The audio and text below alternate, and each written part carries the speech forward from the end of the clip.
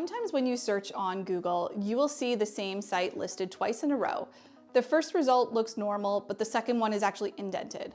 I don't know if these things have like an official name, but I'll call them indented search result.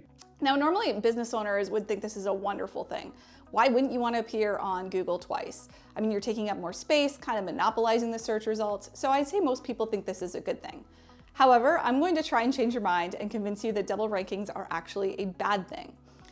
Now, from the way I see it, my theory on this being bad was that Google is actually confused if they're showing two of your pages. They don't know which page to show, and usually in SEO, we say what's called keyword cannibalization is a bad thing.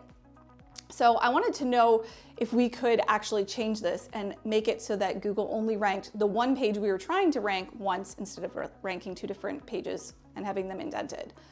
To kind of see if this would be a good idea, I'll show you the data that we combined from 3 different click-through rate studies. So we looked at these different studies, combined all the results, and came up with this table. So based on this table, let's say that you have a site and you're currently ranked for a keyword at position 4, but you have an indented result, so you're actually 4 and 5.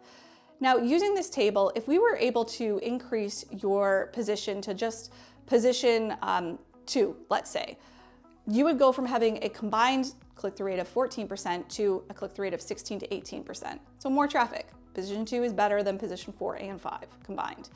Now, of course, if you moved it up to position 1, that would be obviously the end goal, which would increase your click-through rate to up to 28 to 40%, which is the best. So we tested this out on a client of ours that had an indented result here. So they were currently listed as position 5 and then also had the indented result at position 6. We did a bunch of work on their page to make it more clear to Google which page we actually wanted to rank.